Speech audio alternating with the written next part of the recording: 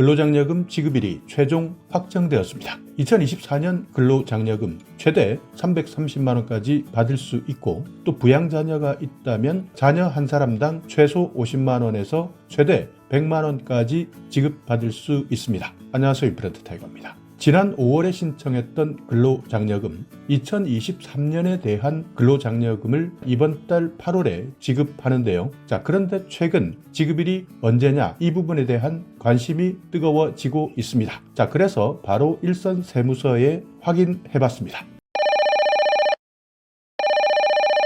국세청입니다. 화면을 보면서 이용할 수 있는 디지털 ARS는 1번, 음성 ARS는 2번을 눌러주십시오. 음성 ARS로 이동합니다. 안녕하십니까? 세무서입니다. 지난 5월에 신청하신 근로자녀 장려금은 8월 29일에 지급할 예정입니다. 8월 29일에 지급할 예정입니다. 8월 29일에 지급할 예정입니다. 다음 안내를 듣고 해당 번호를 눌러주세요. 네, 이렇게 날짜는 정해졌습니다. 8월 29일. 이제 근로장려금 지급받을 수 있기 때문에 언제 지급되느냐 궁금해 하셨던 분들은 날짜 잘 참고하시고 지급받으시고요. 앞으로 계획에 참고해 주시기 바랍니다. 자, 그런데 아직까지도 근로장려금에 대해서 어떤 내용인지 모르는 분들도 계시고요. 또 이미 근로장려금에 대한 나이 제한, 그러니까 노인에 대한 나이 기준, 이런 것들은 폐지되었는데도 불구하고 정확한 근로장려금 제도에 대해서 모르기 때문에 신청하지 못하시는 분들도 많습니다. 그래서 근로장려금 제도 어떻게 되어 있느냐, 그러니까 반기 신청도 있고 정기 신청도 있고, 또 기한이 지났다고 신청하지 못하는 것이 아니라 기한이 지나도 신청할 수 있는 제도, 기한 후 신청 제도까지 근로장려금 누가 어떻게 신청하는지 이 부분 다시 한번 확인해 보시기 바랍니다. 근로장려금 신청, 지금 현재 무직자라도 상관없습니다. 나이 제한도 없습니다. 2019년 나이 제한을 폐지했기 때문에 나이 제한은 이미 사라졌습니다. 그렇지만 아직까지 이런 내용 모르고 옛날부터 나이 제한이 있는 줄 알고 신청하지 않았던 분들 반드시 신청하셔야 됩니다. 나이 제한 사라졌습니다. 이것 꼭 기억하셔야 됩니다. 자, 여기 팜플렛 한번 보겠습니다. 국세청에서 발표한 팜플렛인데요. 근로장려금 그리고 자녀장려금 제도라는 것은 내가 일을 하고 있지만 소득이 적은 사람 많습니다. 이런 사람들이 계속 일할 수 있도록 실질 소득을 지원해주고, 또 만약 아이들이 있다면 자녀 양육을 지원해주는 제도, 이것이 근로장려금, 자녀장려금 제도인데요. 중요한 것은 자격입니다. 이 자격 알고 계시는 분들 있지만 몰라서 신청하지 않는 분들 많기 때문에 이 신청 자격 반드시 확인해 두셔야 됩니다. 자, 첫 번째는요, 가구 유형입니다. 올해 받으시는 분들은 지난해 일하신 분들, 이분들이 해당되기 때문에 2023년 12월 31일 현재 가구원 구성이나 소득 유무에 따라서 분류하게 됩니다. 그러니까 내가 지난해까지 단독 가구였느냐, 복벌이 가구였느냐, 맞벌이 가구였느냐, 이런 것들을 확인해 보셔야 되는데요. 자, 단독 가구 같은 경우에는 배우자 없어야 됩니다. 부양 자녀도 없고요. 또 70세 이상의 직계 존속이 전부 없다, 이럴 때는 단독 가구입니다. 1인 가구 중에서 이렇게 배우자, 부양자녀, 70세 이상 직계 존속 아무도 없을 때 가능하고요. 복벌이 같은 경우에는 배우자나 부양자녀 또는 70세 이상 직계 존속이 있어야 됩니다.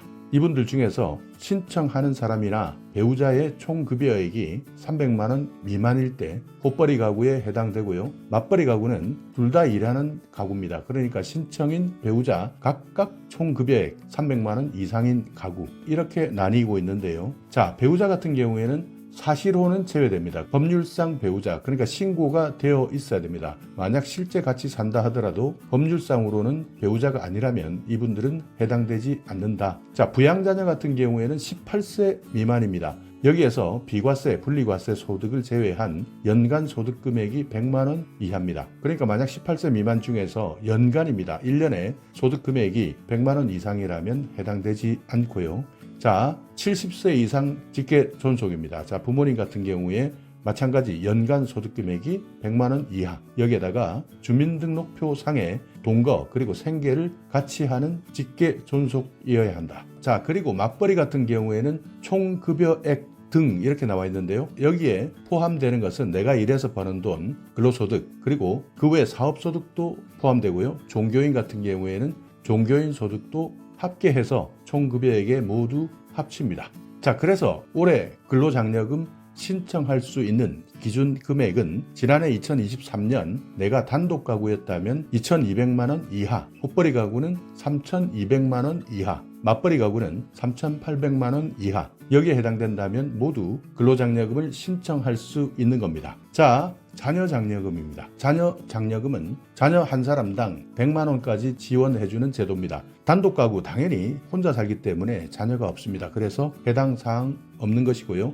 호벌이나 맞벌이는 총소득 기준 7천만 원 이하면 모두 가능합니다. 그리고 재산 요건도 있습니다. 내가 소득 요건만 해당되면 받을 수 있는 것이 아니라 2023년 6월 1일 기준입니다. 이 기준을 잘 확인해 두셔야 됩니다. 가구원 모두가 가지고 있는 주택, 토지, 건물, 예금 이런 재산 합계액이 2억 4천만 원 미만일 때 재산 요건에 해당됩니다. 자, 여기에서 부채는 차감하지 않기 때문에 이 부분 헷갈릴 때 많으니까요. 부채는 차감하지 않는다. 이것 꼭 기억해 두시고요. 자, 그렇지만 신청 제외자도 있습니다. 누구나 다 받을 수 있느냐? 아니겠죠. 우리나라 국적이어야 되고요. 또 돈을 많이 버는 사람들은 안 됩니다. 자, 그래서 신청 제외 대상이 있는데요. 기준 일자는 2023년 12월 31일 기준입니다. 대한민국 국적을 보유하지 아니한 자, 다만 대한민국 국적을 가진 사람과 결혼한 사람 가능하고요. 대한민국 국적에 부양자녀가 있는 사람, 그리고 2023년도에 다른 거주자의 부양자녀인 사람, 이 사람도 신청 안 됩니다. 변리사, 변호사, 의사, 그 외에도 여러 전문 직종이 있습니다. 전문직 사업을 하고 있는 사람, 배우자까지 포함됩니다. 이런 사람 신청할 수 없습니다. 자, 그렇다면 얼마를 받을 수 있느냐? 단독 가구입니다. 최대 지급액 165만 원, 호벌이 가구는 285만 원, 맞벌이 가구는 330만 원까지 지원받을 수 있고요.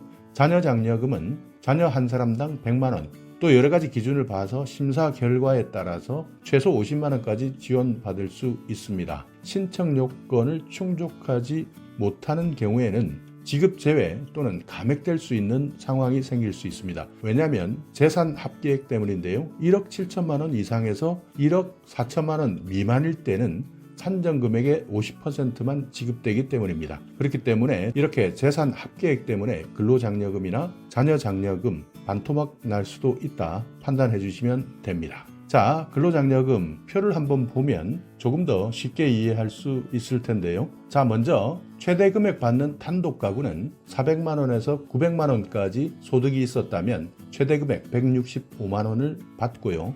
자, 호벌이 가구 같은 경우에는 700만 원에서 1,400만 원까지 구간에 해당된다면 최대 금액을 받습니다. 그러니까 그 전이나 그 이후가 된다면 단독 가구든 호벌이 가구든 금액이 비례해서 줄어들기 때문에 이 구간을 잘 확인해 보셔야 됩니다. 자, 그리고 맞벌이 가구입니다. 연간 800만 원에서 1,700만 원 사이에 있다면 이분들은 최대 금액 330만 원까지 받을 수 있고요. 그 이하거나 그 이상일 때는 조금씩 산정액이 줄어들기 때문에 확인해 보셔야 됩니다. 자, 신청 기간입니다. 지난해 전체 정기 신청 같은 경우에는 5월 1일부터 5월 31일까지 한 달 동안 신청합니다. 만기 신청하셨던 분들은 5월에 신청하실 필요가 없고요. 혹시 만약 하반기에 신청하시겠다 한다면 올해 6월까지 일한 것을 조금 더 빨리 받겠다 하시는 분들은 9월에 신청하셔도 됩니다. 이때 신청하는 것은 상반기 분에 대한 반기 신청에 해당되고요.